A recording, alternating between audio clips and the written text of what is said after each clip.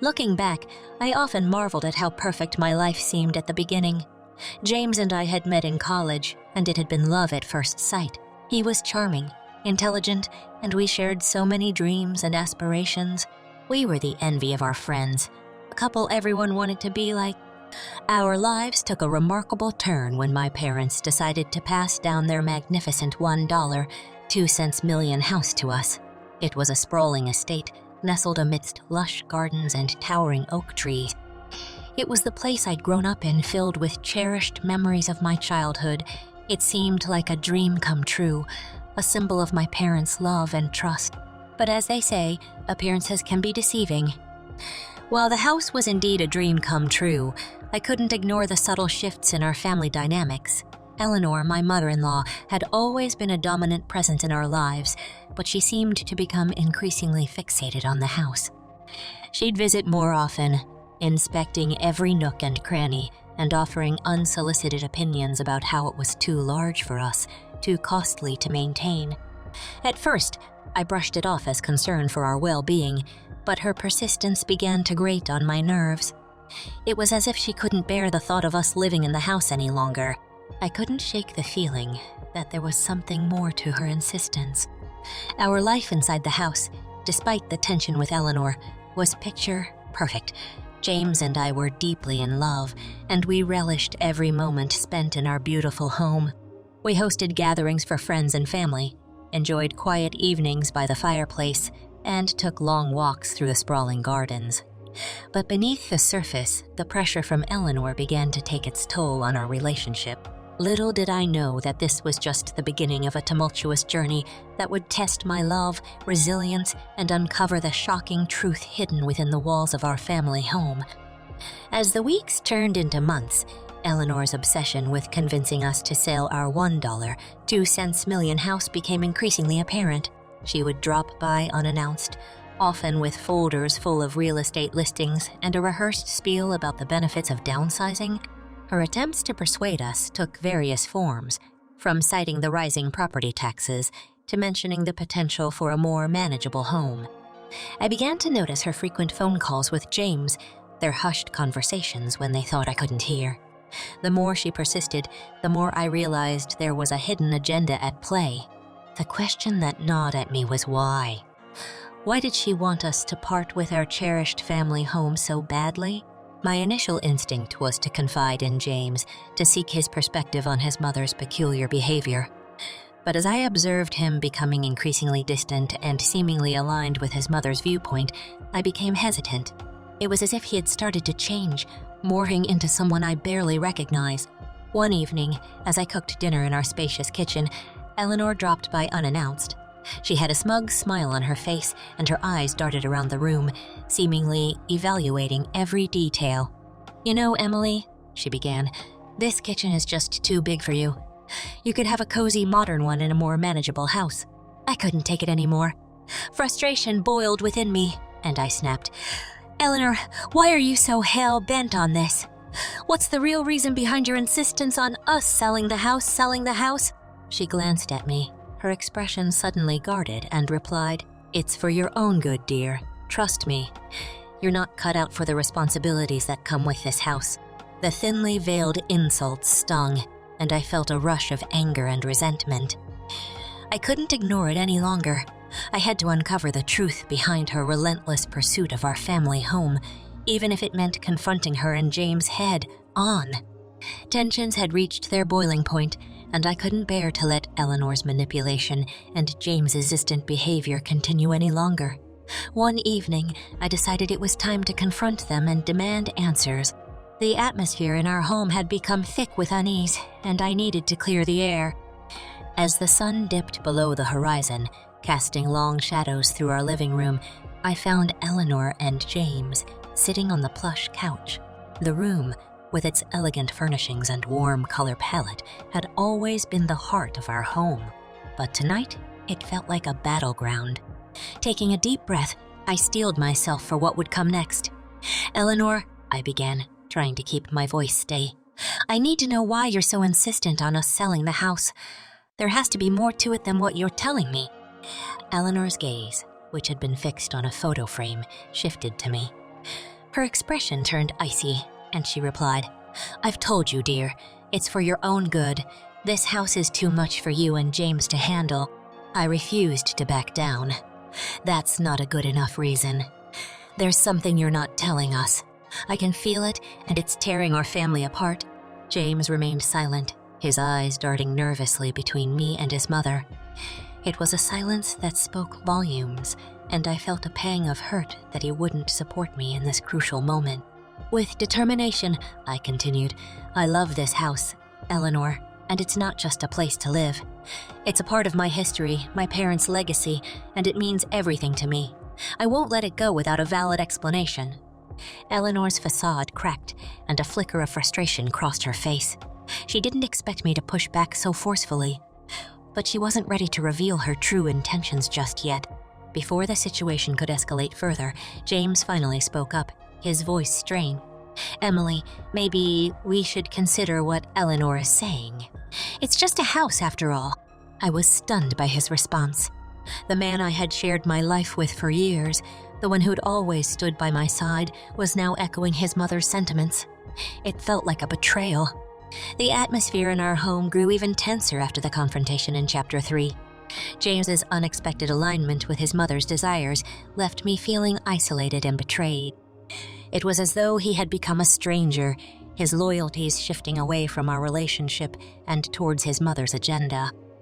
As days turned into weeks, I grappled with my own emotions, trying to understand how we had reached this point. Eleanor's relentless push to sell our family home seemed to consume her every thought, and James was growing more distant with each passing day. I couldn't shake the feeling that there was something deeper, something sinister lurking beneath the surface. One evening, as I was preparing dinner in the same kitchen where Eleanor had previously questioned my suitability for the house, James walked in. His demeanor was tense, his eyes avoiding mine. It was clear that he wanted to talk about our earlier confrontation. "Emily," he began, his voice filled with an unusual mix of frustration and uncertainty. "I think we should seriously consider what my mother is saying. This house, it's too big for us, and the maintenance costs are substantial. Maybe it's time to move on." I couldn't believe what I was hearing. The man I had built my life with, the one who'd once shared my dreams and aspirations, was now echoing his mother's words verbatim. It felt like a betrayal that cut deep into my soul. I stood my ground, determined not to let go of the house without a fight. "James, this house means everything to me. It's not just a property. It's a part of my family's history, a legacy my parents left behind. We can handle the maintenance, and we can make this work." His response was unexpected and shocking. In a fit of frustration, he raised his hand and struck me across the face. The pain radiated through my cheek as I staggered backward, tears welling up in my eyes. "You are not worthy of this house," he spat out, his words laced with anger. I couldn't believe what had just happened.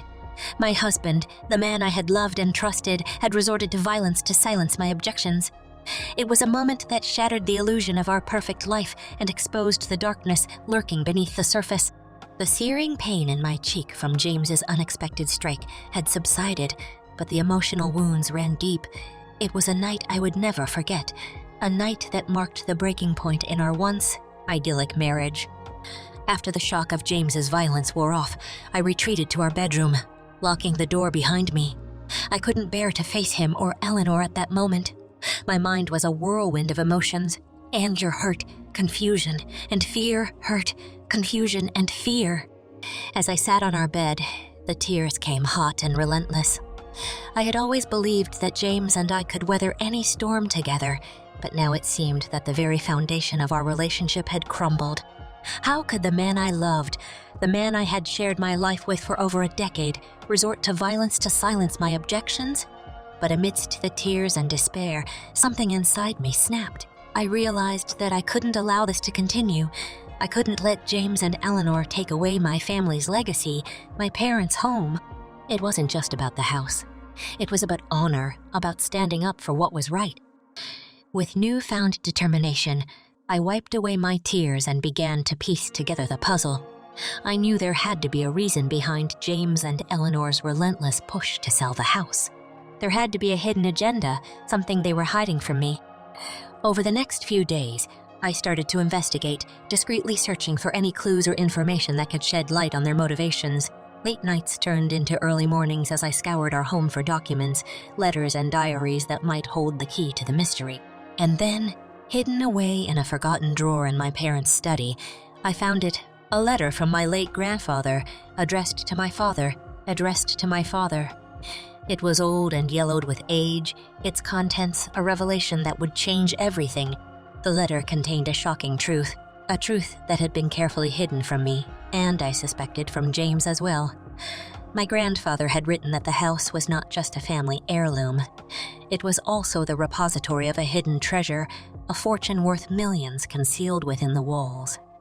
As I held that letter in my trembling hands, I knew that I had stumbled upon the key to unraveling the mystery behind James and Eleanor's obsession with selling our family home. It was a secret that would rock our family to its core and set in motion a series of events that would test the limits of my resolve and determination. With the letter from my late grandfather in hand, I knew I held the key to unlocking the mystery behind my mother-in-law Eleanor's relentless pursuit of our family home. The revelation that the house concealed a hidden treasure worth millions sent shivers down my spine. It was a secret so closely guarded that even my parents had never disclosed it to me. The contents of the letter were both fascinating and bewildering. My grandfather had detailed how, during the tumultuous years of World War IE, he had hidden a substantial fortune within the walls of the house. Fearing for its safety, he had sealed the treasure away, leaving behind only cryptic clues for future generations to decipher. The thought of hidden riches within our family home was astonishing, but it also raised countless questions. How had my parents, who had lived in the house for decades, never discovered the treasure? And why had my grandfather kept it a secret for so long? It was a perplexing puzzle, and I was determined to uncover the truth. Armed with the letter, I continued my clandestine investigation, searching for any additional clues or information that might lead me to the hidden treasure. I pored over old family documents, combed through my parents' journals, and even interviewed longtime family friends who might have insight into my grandfather's actions. As the days turned into weeks, I began to piece together a clearer picture of my grandfather's intentions. It seemed that he had hidden the treasure not out of greed, but to protect it from falling into the wrong hands during a time of great uncertainty. His handwritten notes contained cryptic references to the house's architecture and history, suggesting that the treasure was concealed in a manner that only those with intimate knowledge of the property could uncover. The more I learned, the more I became convinced that the treasure held a significance far beyond its monetary value. It was a symbol of my family's resilience, a testament to their ability to navigate the challenges of the past. However, I also realized that the revelation of the hidden treasure could have far-reaching consequences. If Eleanor and James were aware of its existence, it would explain their relentless pursuit of the house. They weren't just interested in selling the property, they wanted access to the hidden wealth within its walls.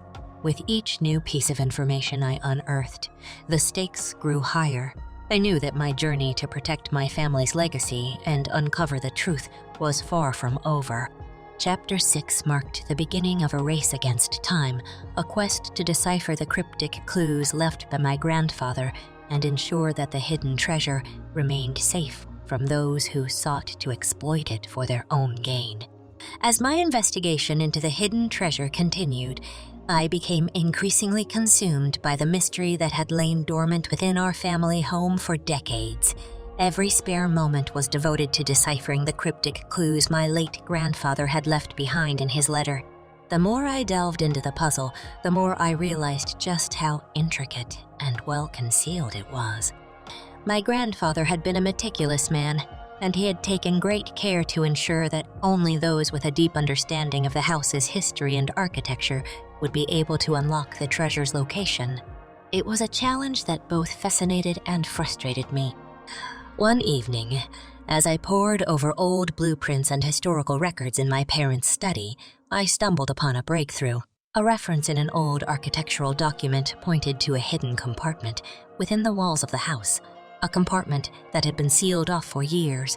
It was a eureka moment that sent shivers down my spine. With trembling hands, I followed the clue and located the concealed compartment. My heart raced as I carefully pried it open, revealing a small, dusty box inside. Inside the box, I found a collection of old diaries belonging to my grandfather. They chronicled his life during the war years, detailing his fears, struggles, and the desperate measures he had taken to protect the hidden treasure. But the most shocking revelation came when I opened the final diary. It contained a detailed map of the house with specific markings, notes, and an X that indicated the precise location of the hidden treasure. I was overwhelmed with a mix of emotions: excitement, relief, and trepidation. I had found the map that would lead me to the hidden fortune, but I also realized that I was now holding something of immense value, something that could change the course of our family's history. The map was the key to not only protecting my family's legacy, but also to confronting Eleanor and James with the truth. They had been willing to tear our family apart, to resort to violence, all for the sake of gaining access to the hidden treasure. It was a revelation that left me both enraged and determined to ensure that justice was served. Armed with the map to the hidden treasure and the diaries chronicling my grandfather's efforts to protect it, I knew it was time to confront Eleanor and James with the shocking truth. I had endured their manipulation, violence, and relentless pursuit of our family home long enough. It was time to unveil their hidden agenda and put an end to their greed. On a crisp autumn evening, I called a family meeting, insisting that it was time we addressed the pressing issue of the house. Both Eleanor and James agreed to attend, though their expressions were tense and guarded. Little did they know the bombshell I was about to drop. As we gathered in our family's living room, I unfolded the map before them. Their eyes widened as they took in the intricate details and markings. Eleanor's hands trembled slightly, and James's jaw tightened. They knew that I had something substantial, something that could expose their true intentions. Without mincing words, I began to narrate my journey of discovery. The letter from my late grandfather, the diaries, and the map that led to the hidden treasure within the house. Their faces paled as they realized that their secrets were unraveling before their eyes. Eleanor's initial composure crumbled, and she stammered, "I don't know what you're talking about. We have no interest in any treasure. This house is just too much for you two to handle." James, on the other hand, remained silent, his eyes darting nervously between me and the map. The guilt in his expression was unmistakable, and it was clear that he had been complicit in his mother's plans. With unwavering resolve, I continued. "The truth is, both of you were willing to tear our family apart, to resort to violence, all for the sake of gaining access to this hidden treasure. You underestimated my determination to protect our family's legacy." Eleanor and James exchanged uneasy glances, realizing that their secrets were exposed and their greed laid bare. Eleanor finally admitted, "Fine, we knew about the treasure, but we had our reasons. We thought it could help secure our future." Their admission hung in the air, heavy with betrayal. The family meeting had turned into a confrontation that neither Eleanor nor James had anticipated. As we stared at each other in the dimly lit room, I made it clear that I would not let them exploit my family's legacy for their own gain. The battle was far from over, but I was armed with the truth, and I was determined to protect what was rightfully mine. In the days that followed, tensions ran high in our household. Eleanor and James had begrudgingly accepted defeat, realizing that they could no longer manipulate their way into gaining control of the hidden fortune. The truth had come to light, and it was a truth that weighed heavily on our family's shoulders. Despite the turmoil, I was determined to ensure that the hidden treasure remained safe. With the map and diaries secured, I took additional measures to protect the fortune from any potential threats. Legal action was taken to secure the property and its hidden compartments, ensuring that the treasure would remain a well-guarded secret. As the legal proceedings unfolded, Eleanor and James's involvement in their greedy plot became known to our extended family and friends.